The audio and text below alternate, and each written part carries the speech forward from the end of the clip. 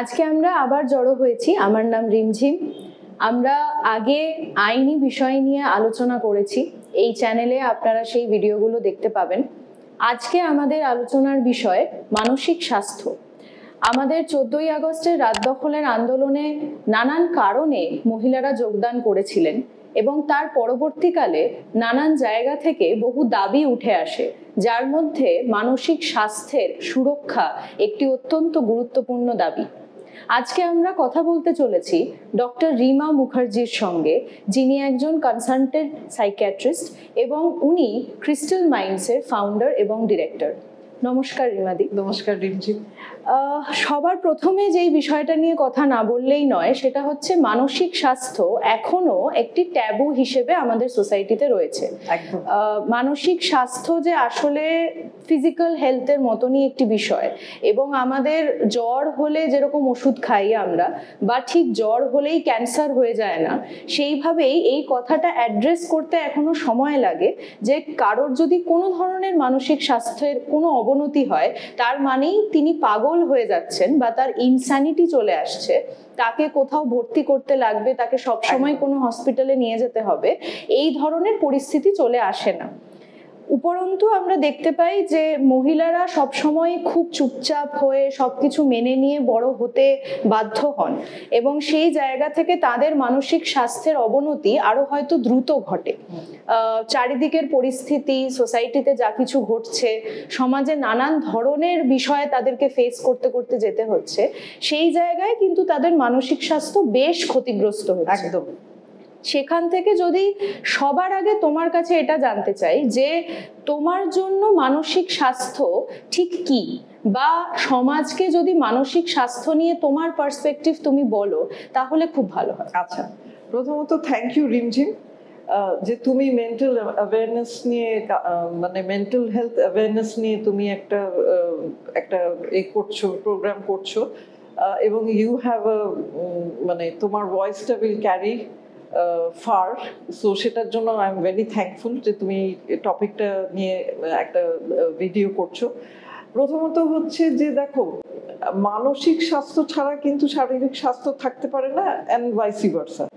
So কাজেই আমি খুব, শরীরটা আমার খুব সুস্থ আছে, মনটা খারাপ, মানে আমি বলতে চাইছি যে শারীরিকভাবে সুস্থ থাকলে মনটা যদি খারাপ থাকে তাহলে কিন্তু শরীরটাকে এফেক্ট করবে। একদম। কাজেই, এবং মনটা আমরা একটা কোনো ভাষা একটা কিছু জিনিস না, যেটাকে নিয়ে আমরা মাইন্ড, যে মেন্টাল ইলনেস, মাইন্ড ম্যাটার্স যেগুলো, সেগুলো অ্যাকচুয়ালি ব্রেনের। সো অ্যাকচুয়ালি মানে the entire process is happening in our brain, which is the most important organ in the entire body. এবং সেখানে আমরা একটা কিডনির প্রবলেম হলে, একটা হার্টের প্রবলেম হলে দৌড়ে গিয়ে একজনের ডাক্তারের কাছে যাব, কিন্তু ব্রেনটা যেটা কিনা আমাদের সমস্ত কিছু, সবকটা অর্গানসকে কন্ট্রোল করে, সেখানে ডিস্টারবেন্স থেকে মানসিক সমস্যা তৈরি হতে পারে। আমরা সেইটার বেলায় কিন্তু আমরা হেল্প চাই না। কাজেই সেইটা যদি, সেখানে যদি একটা মানসিক দিক থেকে যদি কেউ ডিস্টার্ব ফিল করে, ডিপ্রেস ফিল করে, তাহলে মানসিক যেভাবে একটা মানসিক কিছু সিমটম দেখা যায়, ফিজিক্যালও কিন্তু কিছু ভাবে এফেক্ট করে। সেই ফিজিক্যাল সিমটমগুলো কখনো কখনো বোঝা যায়, যেরকম হয়তো হার্ট রেট বেড়ে গেল, কিংবা অ্যাসিডিটি বেড়ে গেল, হাই ব্লাড প্রেশার বেড়ে গেল, সেগুলো ফিজিক্যাল সিমটমস। তো কিন্তু সেটা যে একটা মানসিক কারণের জন্য হয়, অনেক ক্ষেত্রেই মানসিক কারণের জন্য হয়, সেটা কিন্তু আমরা অ্যাকসেপ্ট করতে চাই না। এবং যদি কোনো ডাক্তার বলেও যে দেখুন এটা আপনার একটা মানসিক স্ট্রেস থেকে হচ্ছে, তাহলে কিন্তু সে আরো পাঁচটা ডাক্তার যখন বলবে যে হ্যাঁ এটা আপনার স্ট্রেসের জন্য হচ্ছে এটা, তখন হয়তো সে একজন গিয়ে সাইকিয়াট্রিস্টকে দেখাবে। আর অনেক সময় যখন সাইকিয়াট্রিক ড্রাগগুলো যখন অন্য ডাক্তাররা প্রেসক্রাইব করে, তখন তারা খুব আনন্দে সেটা খায়, কারণ এটা তো সাইকিয়াট্রিস্ট প্রেসক্রাইব করে। তো যেটা হচ্ছে যে যখন আমরা মানে আরেকটু ডিপে গিয়ে বললে যে অ্যাকচুয়ালি কি হয়, যখন আমরা খুব ডিস্ট্রেসড ফিল করি, তখন কিছু নিউরোট্রান্সমিটার্স, কিছু কেমিক্যালস, কিছু টক্সিনস রিলিজড হয়, যেগুলো গিয়ে আমাদের শরীরটাকেও হার্ম করে। কাজেই সেই জন্যই মানসিক সুস্থতাটা এতটা ইম্পর্টেন্ট। এবং ওয়ার্ল্ড হেলথ অর্গানাইজেশন WHO একটা আছে যে there can be no health without mental health. কাজে এটা একটা, এই যে স্টিগমার জায়গাটা, যে মানসিক রোগ একটা একটা দুর্বলতা, একটা মেন্টাল উইকনেস। মেন্টাল উইকনেস হচ্ছে ও নিজের থেকে বেরিয়ে আসতে পারছে না, সেই জন্য তাকে ডাক্তারের কাছে যেতে হচ্ছে। আইদার দ্যাট অর সে একদম বদ্ধ উন্মাদ, তাই জন্য তাকে এখন ডাক্তারের কাছে যেতে হচ্ছে। কিন্তু মানে মেন্টাল উইকনেস এটা এত আমরা শুনি যে কত সাংঘাতিক powerful high achievers very successful people have committed suicide. None of them were weak.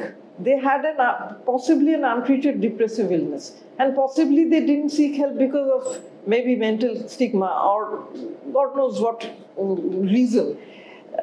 এবং আই থিঙ্ক তুমি একটা প্রচন্ড ভ্যালিড পয়েন্ট দিয়ে শুরু করেছো, সেটা হচ্ছে যে everybody who comes to our clinic is মানে আইদার দিস, এই যে মেন্টালি উইক অর এই যে তুমি বললে না যে একটা জ্বর হলেই সেটা ক্যান্সার না, তার মানে মানসিক মানে আমাদের কাছে যারা আসছে প্রত্যেকেই মানে একেবারে একদম বদ্ধ উন্মাদ বলেও তো আসছে না। এবং যেটা আমি বারবার বলছি যে not because of mental weakness either, so various kind of people come to us. আর অ্যাকচুয়ালি তাদের কোয়ালিটি অফ লাইফটাই তো ইমপ্রুভ করছে, তাদের কোয়ালিটি অফ লাইফ ইমপ্রুভ করছে, তাদের বাড়ির আশেপাশের লোকেদের কোয়ালিটি অফ লাইফ ইমপ্রুভ করছে। আজকে একটা যদি মা খুব ডিপ্রেস থাকে, খুব স্ট্রেস থাকে, সে বাচ্চাটাকে এফেক্ট করবে না, তার বাড়ির অন্য লোকেরাও তো এফেক্টেড হবে। তো সেই জন্য এইটাকে একটা স্টয়কেলি তুমি চেষ্টা করো, তুমি এটা থেকে বেরিয়ে আসার চেষ্টা করো। সকালবেলায় একটা কলগাজনা একটু ছোলা খাও আর একটু দীর্ঘ নিঃশ্বাস মানে ওই ডিপ ব্রিদিং করো, আর তাহলে এইটা করে মর্নিং ওয়াকে যাও, একটু রোদ লাগাও, শরীর ঠিক হয়ে যাবে। আরেকজন বললো একটু গাঢ় করে আইলাইনার লাগাও, আরেকজন বলেছে, মানে এইগুলো না ঠিক এই জিনিসগুলো বন্ধ করতে হবে। সেগুলো ডেফিনেটলি তার উপকারিতা নিশ্চয়ই আছে, কিন্তু দ্যাট ডাজন্ট, আজকে কারো লিভারের প্রবলেম হলে we don't give this advice, isn't it? একদমই তাই। তুমি কয়েকটা খুবই জরুরি কথা বললে এবং যেটা দিয়ে শেষ করলে সেইটাই খুবই ইন্টারেস্টিং, যে আমরা আসলে অনেক ধরনের টোটকা সবসময় ব্যবহার করার চেষ্টা করি। এবার মুশকিলটা হচ্ছে যে গাঢ় করে আইলাইনার লাগালে আমি হয়তো একদিন কনফিডেন্ট ফিল করব, আমার হয়তো মনে হবে যে আজকে আমাকে খুব সুন্দর দেখতে লাগছে, তার জন্য আমি খুব কনফিডেন্ট, আজ আমি দিনটা ঠিক করে কাটিয়ে নিলাম। কিন্তু আমার যদি সত্যি ডিপ্রেশন থাকে, আমার যদি সত্যি অন্য কোনো ধরনের সিরিয়াস মানসিক স্বাস্থ্যের অবনতির কোনো কারণ থাকে, তাহলে কিন্তু শুধুমাত্র ওই একদিনের কনফিডেন্সে আমি গোটা জীবনটা সুস্থভাবে কাটাতে পারবো না। একদম। তো সেইটা মাথায় রেখে যদি পরের প্রশ্নে আসি, আমরা দেখেছি আন্দোলনের মধ্যে এই 3-4 মাস বাদে এসে এইটা বুঝতে পারা, পেছনে ফিরে তাকালে, যে মোটামুটি 25 বছর বয়স থেকে 50 বছর বয়সের মহিলারা মোস্টলি এই আন্দোলনে এসেছেন। তারা রাত দখলের আন্দোলনে এসেছেন, সেদিন 14 তারিখ ছিলেন, নিজের নিজের এলাকায় সংগঠিত হয়েছেন, কিন্তু তাদের বয়সের পরিধিটা 25 থেকে 50-এর মধ্যে। এবার তুমি বেশ কয়েক বছর ধরে এই প্রফেশনে আছো, তুমি একজন সাইকিয়াট্রিস্ট হিসেবে কাজ করছো, ক্রিস্টাল মাইন্ডস এর ওনার হিসেবে কাজ করছো। তোমার কাছে খুব প্রমিনেন্টলি 25 থেকে 50 বছর বয়সী মহিলাদের কি কি প্রবলেম সামনে এসেছে, খুব স্পেসিফিকেও যদি আমরা না যাই, তাহলেও যদি তুমি আমাদের একটা আইডিয়া দাও যে এই বয়সী মহিলাদের মধ্যে ঠিক কি কি ধরনের অসুস্থতা তুমি সব থেকে বেশি করে লক্ষ্য করেছো, এবং তার পিছনে যদি কয়েকটা কারণও তুমি বিশ্লেষণ করো। আচ্ছা, যদি তুমি বলো 25 থেকে 50, তাহলে আমি বলবো সবচেয়ে বেশি যেটা দেখা যায় হচ্ছে ডিপ্রেশন আর অ্যাংজাইটি, সবচেয়ে বেশি। একটা মানে দেখো, একটা হচ্ছে যখন একটা ফ্যামিলিতে একটা বাচ্চা বড় হচ্ছে, আজকে সেই বাড়িতে সে এখন অনেক ফ্যামিলিতে সিঙ্গল চাইল্ড, তো সেখানে হয়তো মেয়েদের হয়তো ইকুয়ালি যত্ন নিয়ে বড় করা হচ্ছে। যেখানে একটা ভাই আছে সেখানে হয়তো কিছু পার্সিয়ালিটি করা হয়, কিন্তু হয়তো আগের জেনারেশন গুলোতে যতটা করা হচ্ছে হয়তো অতটা না। কিন্তু কিছু মানে কি বলবো, কিছু কন্ডিশনিং দিয়ে একটা মেয়েকে তৈরি করা হয়, যেটা কিন্তু একটা ছেলেকে কখনোই করা হয় না। এন্ড সেটা হচ্ছে যে তোমাকে অ্যাডজাস্ট করতে হবে, তোমাকে, তুমি যদি কেরিয়ার করতে চাও, এবং আজকাল কেরিয়ারের ওপর একটা প্রেশার দেওয়া হয়, সেটা খুব ভালো কথা, কিন্তু কেরিয়ারের সাথে তোমাকে কিন্তু একজন খুব ভালো ওয়াইফ হতে হবে, খুব ওবিডিয়েন্ট একটা ডটার ইন ল হতে হবে, তোমাকে অ্যাডজাস্ট করতে হবে, যেটা ভীষণ রকমের বোঝানো হয় যে তোমাকে অ্যাডজাস্ট করতে হবে। এই অ্যাডজাস্টমেন্টের জায়গাটায় আমার মনে হয় কোথাও গিয়ে এই বাই দ্য টাইম দে আর 25 তাদের এই অ্যাডজাস্টমেন্টের জায়গাটা থেকে মানে অ্যাডজাস্ট করতে গিয়ে এবং কিছু কিছু রোলস তারা জানে ইজ ওয়েটিং ফর মি। 25 বছরে অনেকেই আজকাল বিয়ে হয় না, অনেকেরই হয় না, কিন্তু যে 25 বছর হয়েছে সে একটা খুব ভালো কেরিয়ারের মানে জার্নিতে থাকতে পারে, কিন্তু তা সত্ত্বেও কিন্তু তার মনে হবে অ্যাটলিস্ট বাড়ির লোক তাকে সেটা রিমাইন্ড করবে যে তোমাকে কিন্তু এরপরে বিয়ে করতে হবে, মানে বিয়েটা তাহলে কবে করছিস, বয়সটা কিন্তু বেড়ে যাচ্ছে, এই জিনিসটা কিন্তু তাকে শুনতেই হবে। কখনোই কোনো জায়গায় কিন্তু আমি শুনবো না যে তাকে বলা হচ্ছে যে আচ্ছা তারপরে তুমি বিয়ে করো না করো, ইটস এ চয়েস। মানে সেটা বাবা মারা হয়তো আমাকেই সে বলবে, কিন্তু if you talk to the girl separately সেখানে বোঝা যাবে যে ওদের ইচ্ছে, ওরা খুব হয়তো মানে মানে চাপে পড়ে ওরা মনে করছে ডাক্তারকে গিয়ে এই কথাটা বললে ভালো হয়, ডাক্তারকে এইটাই আমরা বলবো, আমরা লিবারেটেড পেরেন্টস এইটাই বোঝাবো। সো কোথাও একটা অ্যাংজাইটি কাজ করে যে এরপরে আমার কেরিয়ারটা কি আমি করতে পারবো, আমি কিরকম ফ্যামিলিতে যাব। সেখানে তো একটা জেনারেশনে বলতো না আমরা খুব ভালোবাসি, পড়াশোনা করুক, আমরা খুব চাই, তারপর বিয়ের পরেই দেখা গেল যে মানে পড়াশোনার কোনো সিন নেই। আর একটা জিনিস তারা দেখেছে, এই 25 বছর মেয়েগুলো বড় হওয়ার সময় দেখেছে তাদের মাদের লাইফগুলো, তাদের ঠাকুমাদের মাদের অ্যাডজাস্টেড যে কম্প্রোমাইজ করা যে লাইফগুলো, সেগুলো দেখে দে আর নট ইমপ্রেসড এবং they don't want a life like that.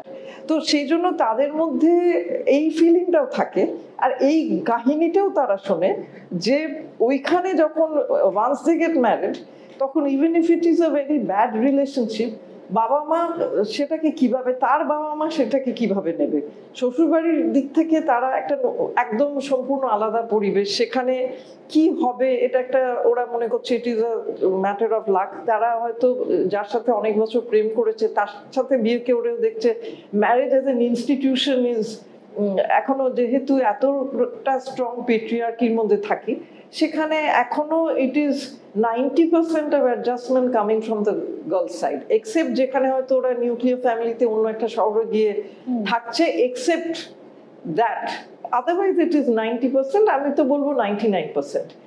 সেখানে আজকের দিনে দাঁড়িয়ে দুটো ইঞ্জিনিয়ার বিয়ে করলো, ছেলেটার মামা নিয়ে এসে বললো যে মেয়েটা জানেন তো কিচ্ছু করে না, আপনি যে বললেন ও ইঞ্জিনিয়ার, ও চাকরি করে না বুঝি, বললো না না চাকরি করে কিন্তু আর কিচ্ছু করে না। আর কিছু করে না মানে আর কি কি করার কথাই ধরুন রান্নাঘরে কি হেল্প করা, কি বিছানা করা, কি করা, এবং ছেলেটা করে চুপ, কোনো কথা নেই। সো এই মাইন্ডসেটটা কিন্তু চেঞ্জ হয়নি।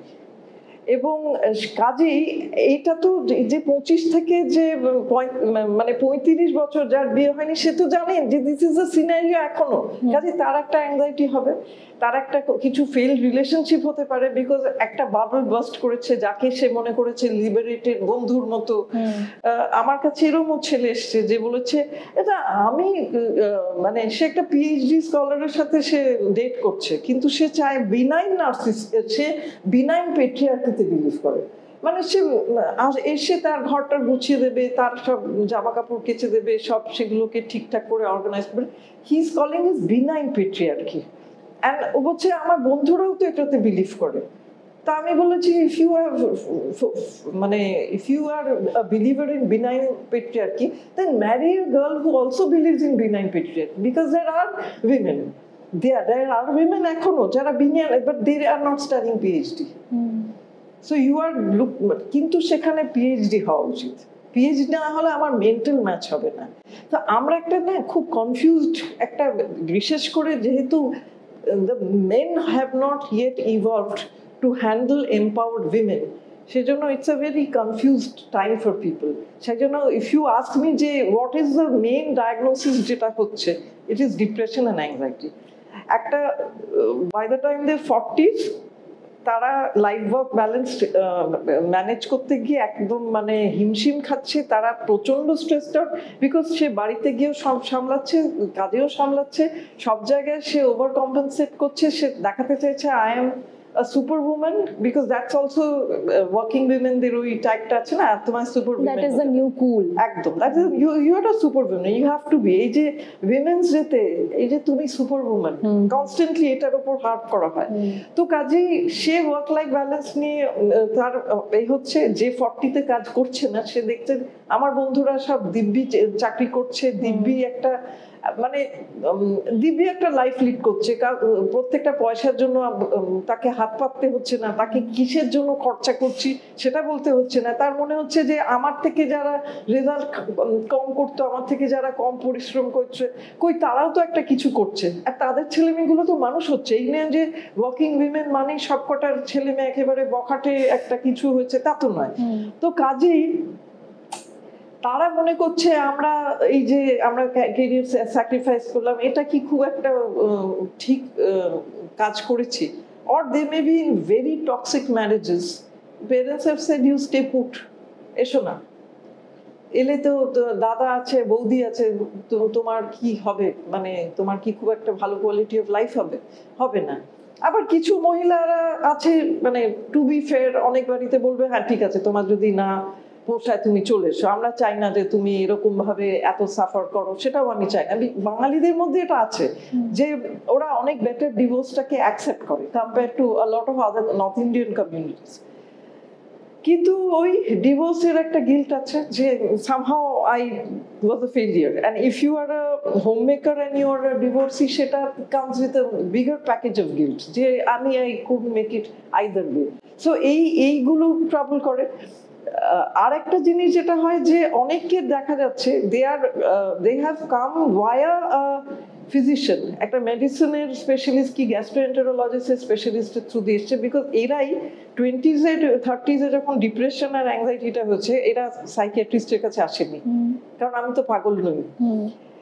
কিন্তু স্ট্রেস থেকে যে তাদের নানা রকম লাইফস্টাইল ডিসঅর্ডার হচ্ছে, ডায়াবেটিস হচ্ছে, হাই ব্লাড প্রেশার হচ্ছে, থাইরয়েড হচ্ছে, গ্যাস্ট্রিক আলসার হচ্ছে, সারা গায়ে ব্যথা হচ্ছে, মাইগ্রেনস হচ্ছে, সেটা দেখা যাচ্ছে সাইকোলজিক্যাল বেসিস। এবং নানা রকম চিকিৎসা করে দেখা যাচ্ছে হয়তো হাই ব্লাড প্রেশার কন্ট্রোল হচ্ছে না, সুগার কন্ট্রোল হচ্ছে না, তখন তারা বলছে যে দেখুন আপনি ভীষণ স্ট্রেসড, আপনি ভীষণ অ্যাংশাস, আপনি ভীষণ unhappy, very dissatisfied with life. সেটাও অনেক সময় somebody in the between the 40s to 50s they are in denial, না সবই তো আছে, ছাতের তো উনি তো কিছু, হ্যাঁ বাড়ির লোক বলে তোমার কিসের অভাব, দিস ইজ হোয়াট দে টেল। তার বাপের বাড়িতে গেলে তোমার কিসের অভাব, তোমাকে তো রাজরানী করে রেখেছে, তোমার এত গয়না, এত তোমাকে বেড়াতে নিয়ে যাওয়া হয়, এই তোমার ছেলে ভালো স্কুলে পড়ছে, ও মোটা টাকা রোজগার করছে, গাড়িতে, মানে তুমি ল্যাপ অফ লাক্সারিতে আছো, you have no business getting depressed. যে সাটল নিডস গুলো আজকের একটা শিক্ষিত মহিলা ইন হার 40s, মানে সে শিক্ষিত, অ্যাটলিস্ট মিনিমাম সে গ্র্যাজুয়েট, সে সাটল যে রেসপেক্ট, কেয়ার, অ্যাফেকশন, সেইগুলো কোথায় পাচ্ছে না তো। তাকে তো এখনো বলছে যে কি করো তুমি সারাদিন, কি করো, কিছুই তো করো না, এত কমপ্লেন কিসের, এত ডিসস্যাটিসফ্যাকশন কিসের। কিন্তু তাকে দেখা যাচ্ছে বাড়ি থেকে অ্যালাউ করার আগে তাকে পারমিশন নিতে হচ্ছে। সে যখন এসে আমাদের সাথে কথা বলছে, আপনার কি কোয়ালিফিকেশন, আমি এমএ, আপনি কি করেন, আমি কিছুই করি না, মানে সারাদিন কিছু করেন, কিছু পেমেন্ট পান না, আমি তাই বলি। তখন একটা খুব একটা হাসি, একটা মাইল্ড একটা হাসি আসে, but it is very sad যে that is how they see themselves, যে আমি কিছু করি না, because that is what is being told to them constantly. তাদের যদি ছেলে মেয়েকে বলা হয় যে তোমার জন্য আমি আমার কেরিয়ার স্যাক্রিফাইস করেছি, ছেলেমেয়েরা যখন টিনেজার হয় কি বলবে, কে বলেছে তোমার স্যাক্রিফাইস করতে? বলিনি তো, করতেই তো পারতে, কেন অমুকের মা তো দিব্যি কেরিয়ার করছে, তার ছেলেমেয়েরাও তো দিব্যি, তারা তো ঠিকই আছে, তো করলে কেন?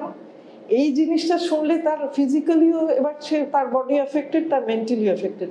এবার 40s to 50s, a lot of them have a lot of chronic illnesses, and that is why they are coming to us.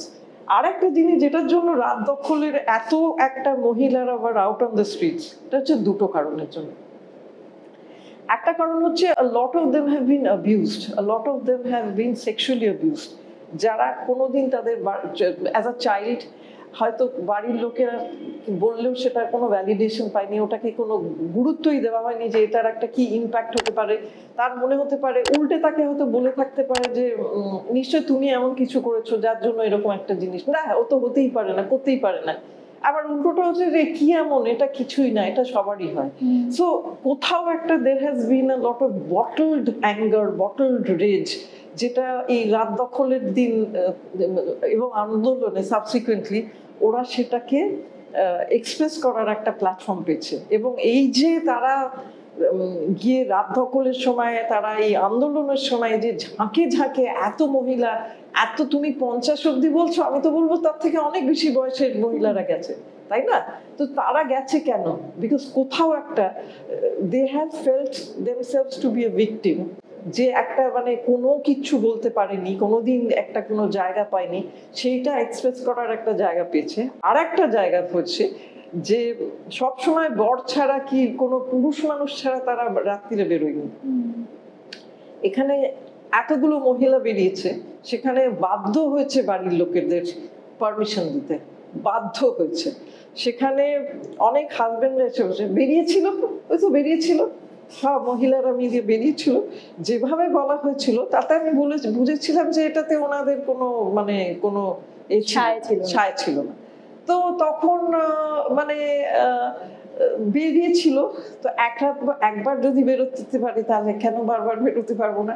So that was finally যে আমি নিজেকে পারমিশন দিচ্ছি যে আমি আর এইটা সহ্য করব না, আমি আর তোমার কথা শুনবো না। কথা শুনবো না, না কি হয়েছে, এত এত হাজার হাজার মেয়েরা বেরোচ্ছে, কিছুই তো হলো না, আমরা তো দিব্যি আবার ফিরে এসেছি, কাজে আমি বেরোবো। তো একটা কোথাও প্রচন্ড কনফিডেন্স বেড়েছে। And that is the reason why আমার কাছে অনেকে এসে বলেছে যে জানেন আমি এই প্রথম আমি বেরিয়েছি, বিকজ এরা একটা বড় অংশ মহিলারা, বড় অংশের মহিলারা তারা ভীষণ রিপ্রেসড ফিল করেছে সারা জীবন, ভীষণ সাপ্রেসড ফিল করেছে। তারা যখন এরকম ভাবে বেরোতে পেরেছে, তারা কোথাও জাস্ট এই বেরোনোটা তাদের একটা লিবারেটেড ফিলিং দিয়েছে, একটা কনফিডেন্স এনেছে, যেটা কোথাও একটা আর 5 জনের সাথে তারা ইন্টারঅ্যাক্ট করে হয়তো এগুলো শেয়ার করারও একটা প্ল্যাটফর্ম পেয়েছে। এবং ওই যে চিৎকার চেঁচামেচি যখন আমি করছি, যখন আমি উই ওয়ান্ট জাস্টিস বলছি, they are also talking about their own justice, because somewhere they didn't get that and they are demanding justice. তো সেটাও আমার কাছে কিন্তু অনেক মহিলারা বলেছে যে দেখুন আমার না এটার সাথে আমি খুব কানেক্ট করতে পেরেছিলাম, এখন রেজোনেট। সো সেই জন্য তুমি যে রাত দখলের ডাকটা করেছিলে, এটার যে কতগুলো লেভেলসে ইট হ্যাজ এফেক্টেড পিপল, মানে আন্দোলনটা প্রত্যেকটা ফ্যামিলিতে একটা নিজস্ব একটা আন্দোলন ফাইট হয়, যাদের আমরা কনস্ট্যান্টলি দেখি, যাদের আমরা ডিপ্রেশনের ট্রিটমেন্টে আসছে বলি, এবং যারা এই ডিপ্রেশনের ট্রিটমেন্টে আসছে বলে একটু বেটার হচ্ছে বলে সেটার জন্য তো কথা শুনতে হচ্ছে, তোমার জন্য এত খরচা হচ্ছে। আর যে মুহূর্তে তারা একটা একটু ন্যায্য কারণেও যদি তারা রাগ দেখায়, ওরা বলে তোমার কি ওষুধটা বন্ধ করেছো, তুমি কি ওষুধ ঠিক মতো খাচ্ছ? সো যখন ফ্যামিলি মেম্বাররা দেখছে যে ওই প্রচন্ড রকম অনেক কাম ডাউন করেছে, অতটা রিয়াক্ট করছে না প্রতিটা কথায়, তখন তাদের ভালো লাগে। কিন্তু যখন ন্যায্য কথায় র্যাশনালি এবার উত্তর দিচ্ছে, তখন সেটা ভালো লাগে না, বিকজ এই মানুষটা অনেক র্যাশনালি উত্তর দিতে শিখেছে through the treatment, through therapy, through counselling, অনেক র্যাশনাল একটা বিং তৈরি হচ্ছে। তাতে কি হচ্ছে, ও তো আর এখন ভিকটিম থাকছে না, ওর তাতে হচ্ছে হোল ফ্যামিলি ডায়নামিক্সটা, যাকে আমি ডোরম্যাট হিসেবে ট্রিট করছিলাম, সে আর ডোরম্যাট হিসেবে ট্রিটেড হতে চাইছে না। সেই যে তার শিরদাঁড়াটা দেখাচ্ছে, সেটা অনেক সময় ফ্যামিলি নিতে পারে।